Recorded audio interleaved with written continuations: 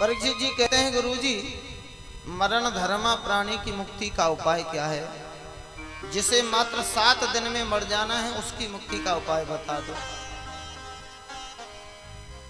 बड़ा सीधा सा प्रश्न किया, कोई घुमा फिरा के बात नहीं कही।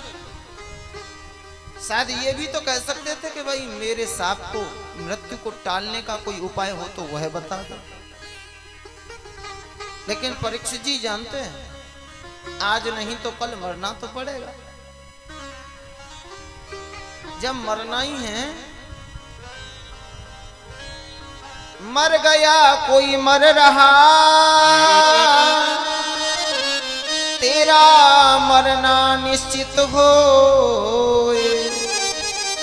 तो एक बार ऐसे मरो जो फिर मरना ना हो। क्यों जी, रोज रोज मरने से कोई फायदा मिल रहा है क्या परीक्षित जी? बार बार मरने में कोई फायदा है क्या? एक बार मरो, लेकिन दिल खोल के मरो, बार बार मत मरो। पुनरप जननम पुनरप जननम पुनरप जननी जठरे सैनम, यही संसारे खल दुस्तारे, कृपया पारे पाहे मुरारे। भज गोविंदम गोविंदम भज मूढ़ मते। सीधा सा प्रश्न पूछा, मरने वाले की मुक्ति का उपाय क्या है?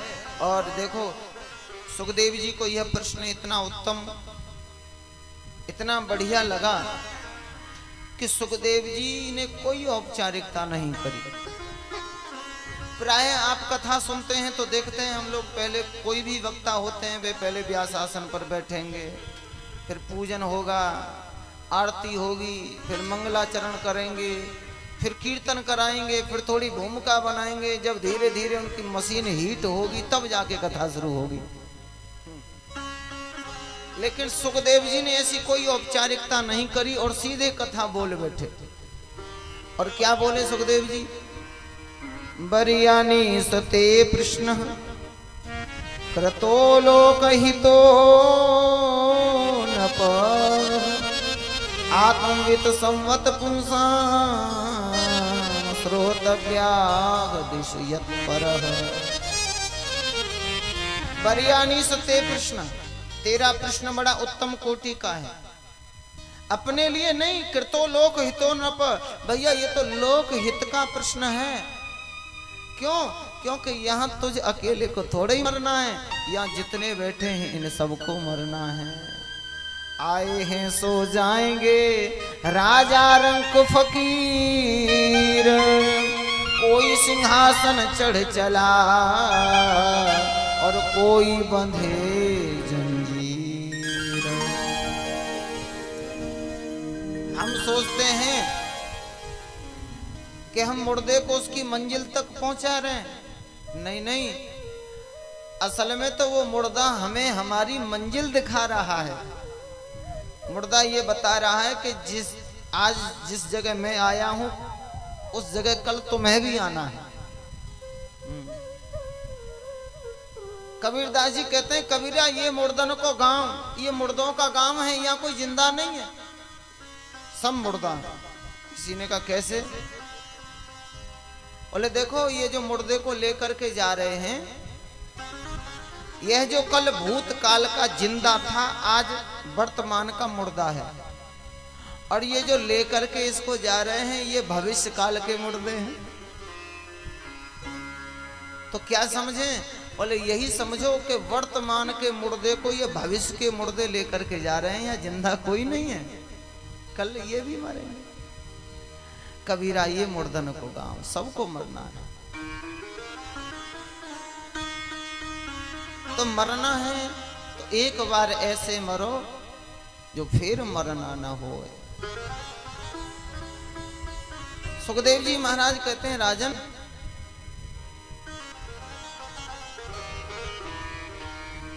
निद्रा हयते नक्तम विवाहे न च वावय, दिवाचारते हया राजन कुटुंब भरने नवा।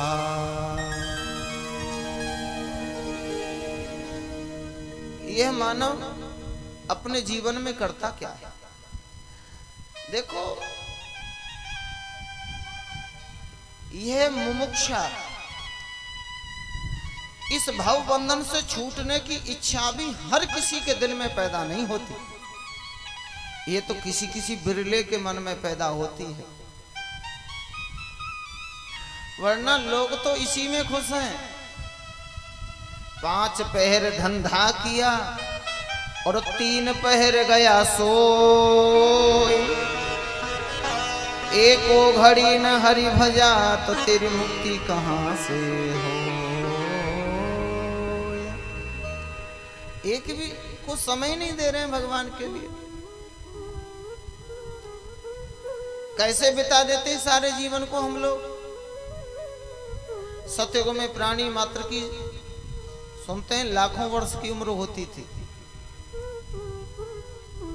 कथाओं के माध्यम से हमें सुनने को मिलता है महाराज भागीरथ ने गंगा जी को लाने के लिए 60,000 वर्ष तक तपस्या करी थी, तब गंगा जी को लाए।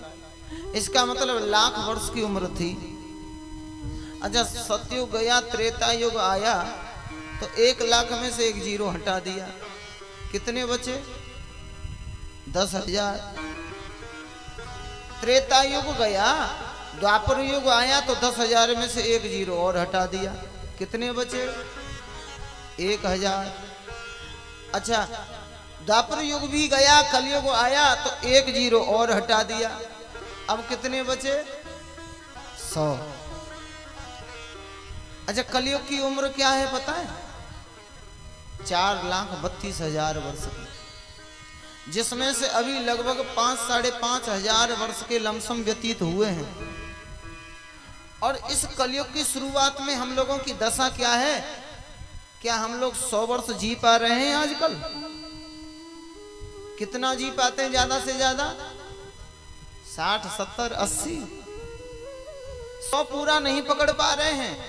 तो हमें डर लग रहा है कि जब कलयुग के शुरुआत में हम पूरा 100 नहीं पकड़ पा रहे हैं तो घोर कलयुग आते आते कहीं 100 में से 1 जीरो और न हट जावे, ये डर लग रहा है। 100 में से 1 जीरो और न हट जावे। लोग कहते हैं भैया जमाना बड़ा आगे, जमाना बड़ा आगे, विज्ञान का युग है। लेकिन जरा विचार के देखिए, हमारे बड़े बुजुर्ग लोग कुएं का मैला पानी पी करके भी स्वस्थ रहते थे। हम लोग आरओ का पानी पीने के बाद भी बीमार पड़ जाते हैं। हमारे बड़े बुजुर्ग लोग नीम बमूल आदि की दांतुन करके भी 100 वर्ष तक उनके दांत स्वस्थ रहते थे, खूब चबा चबा के खाते थे। हम लोग कोलगेट सुरक्षा वाले होकर के भी वो दांतों का रोग लिए घूम रहे हैं। हमारे बड़े बुजुर्ग लोग कच्ची घानी का तेल खाने के बाद भी खूब काम करते थे, चलते फिरते थे, थकते नहीं थे। हम लोग डबल ट्रिपल रिफाइंड खाने के बाद भी हार्ट अटैक का रोग लिए फिर रहे हैं। हमारे बुजुर्ग लोग वो काले गुड़ की मिठाई खूब ठूस ठूस के खाते थे, कोई परेशानी नहीं। आजकल शक्कर खाने से पहले ही शुगर हो जा रहा है। हमारी ये बड़ी बूढ़ी माताएं 8-8, 10-10 बच्चों को जन्म देने के बाद भी कदम से कदम मिलाकर के खेती खलियान में जम के मेहनत किया करती थी। आजकल की बहुओं को देखो, 9 महीने डॉक्टर की देखरेख में रहती हैं, फिर भी बच्चे पेट फाड़ के पैदा होते हैं। बताइए ये विज्ञान का युग है कि अज्ञान का युग है? समझ में नहीं आ रहा। एक कलयुग का पूरा प्रभाव हो चला है। लेकिन चलो मान लो 100 वर्ष की उम्र है, अगर हम नियम संयम का पालन करें, प्रभु की कृपा बनी रहे तो 100 वर्ष तो जीना ही चाहिए। तो 100 वर्षों में हम लोग करते क्या हैं ये विचार करिए। निद्रा हयते नक्तम विवाहे न चवावय, दिवा चारते हया राजन कुटुंब भरने नवा। 12 घंटे का होता है दिन और 12 घंटे की रात, दोनों को मिला के 24 घंटे। 24 घंटे को बोलते हैं हम एक दिन। अच्छा, दिन में तो हम लोग काम धंधा करते हैं, रात में क्या करते हैं?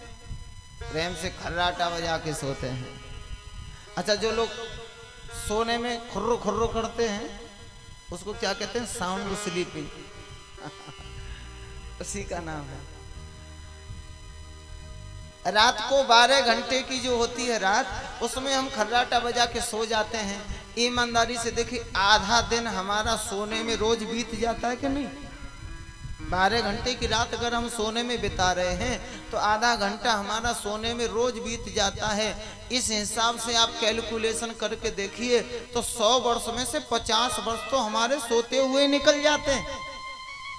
हाँ, और वो भी ईमानदारी से सोवे तब है, वरना कुछ लोग ओवर टाइम भी कर लेते हैं। बोल गोविंद भगवान की जय। दिन में भी समय निकाल देते हैं। ईमानदारी से सो में तब 50 गए। अच्छा, 50 में से जो बचे 50, उसमें से 20 वर्ष आप पढ़ाई लिखाई के लिए निकाल दो। अच्छा, पढ़ लिख करके थोड़े होशियार हो गए तो घर वालों ने कर दिया विवाह, श्रीमती जी आ गई, तो कम से कम 10 वर्ष आप श्रीमती जी की आज्ञा पालन के लिए निकाल दो। वे कह दें बैठ जाओ तो बैठ गए, वे कह दें अब खड़े हो जाओ तो खड़े हो गए, वे कह दें अब चलो तो चल पड़े। और कुछ लोग कहते हैं भैया एक बार ससुराल जाने से 4 धाम की यात्रा का फल मिल जाता है। बोल गोविंद भगवान की। बस ऐसे ही चक्कर लगाते रहते हैं। तुलसीदास जी कहते हैं जब से विवाह हो जाता है ससुराल वालों से रिश्ता जुड़ जाता है, फिर घर वाले अच्छे नहीं लगते, दुश्मन दिखाई देते हैं। दुश्मन ससुराल प्यार भई जबते, रिप रूप कुटुंब भय तबते। घर वालों को लकड़ी दिखा रहा है और ससुराल वालों को रबड़ी खिला रहा है। जमाना और भी ज्यादा खराब आ रहा है। माँ बाप को पूछता ही नहीं, अब तो बिना पूछे ही ससुराल जा रहा है। 10 वर्ष में बीत गए 50 में से। 20 पढ़ाई लिखाई में गए, 10 वर्ष श्रीमती जी की आज्ञा पालन में गए, कितने बचे? 20। अब इन 20 वर्षों में जब बेटे बेटियां पैदा हो गए तो उनको खिलाने पिलाने की चिंता, पढ़ाने लिखाने की चिंता, घर मकान की चिंता, खेती खलियान की चिंता, हारी बीमारी की चिंता, लड़ाई झगड़े की चिंता। अच्छा, बच्चे लोग जब पढ़ लिख गए तो उनके लिए नौकरी की चिंता, नौकरी लग गई तो उनके लिए फिर छोकरी की चिंता, उनको छोकरी मिल गई तो फिर अपनी गोचरी की चिंता। बच्चे कुछ 20 वर्ष इन सब कामों में खर्च कर देता है। अब क्या बचे? अब तो ठन ठन पाल मदन गोपाल।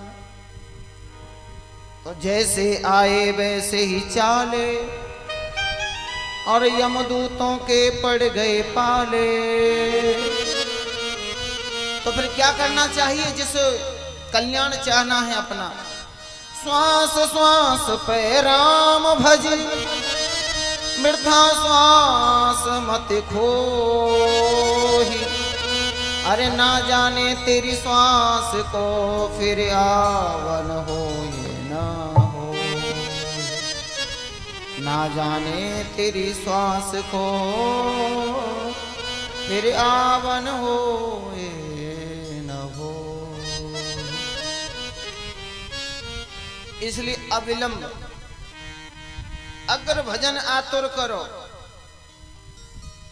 जब लव घट में श्वास,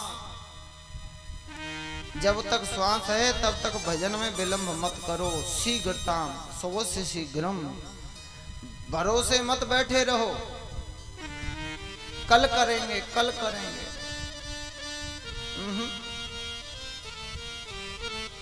एक महात्मा जी नदी किनारे बैठे थे। लोगों ने पूछा महाराज जी ये नदी किनारे क्यों बैठे हो? इंतजार में। काहे के इंतजार में? महात्मा जी बोले मैं सोचता हूं ये नदी बह जाएगी तो मैं उस पार चला जाऊंगा। लोग बोले महाराज जी ये बावली बात आपको सिखाई किसने? अरे ये नदी का बहना तो कभी बंद नहीं होगा, इसका मतलब आप कभी पार नहीं जा सकते, बैठे रहिए इसी पार। लेकिन कहां से सीखी आपने बावली बात? महात्मा जी बोले ये बावली बात तो मैंने तुम दुनिया वालों से ही सीखी है भैया। कैसे? बोले तुम भी तो इसी इंतजार में बैठे हो कि जीवन में थोड़ी आपत्ति मुसीबतें कम हो जाएंगी, जीवन के थोड़े काम निमट जाएंगे, तब भजन करूंगा। ये काम और निमटा लूं तब भजन करूंगा, वो काम और पूरा कर लूं तब भजन करूंगा। तो जैसे नदी का बहना कभी बंद नहीं होगा, ठीक उसी प्रकार हमारे जीवन की आपत्ति मुसीबत और परेशानियों का आना भी कभी बंद नहीं होगा।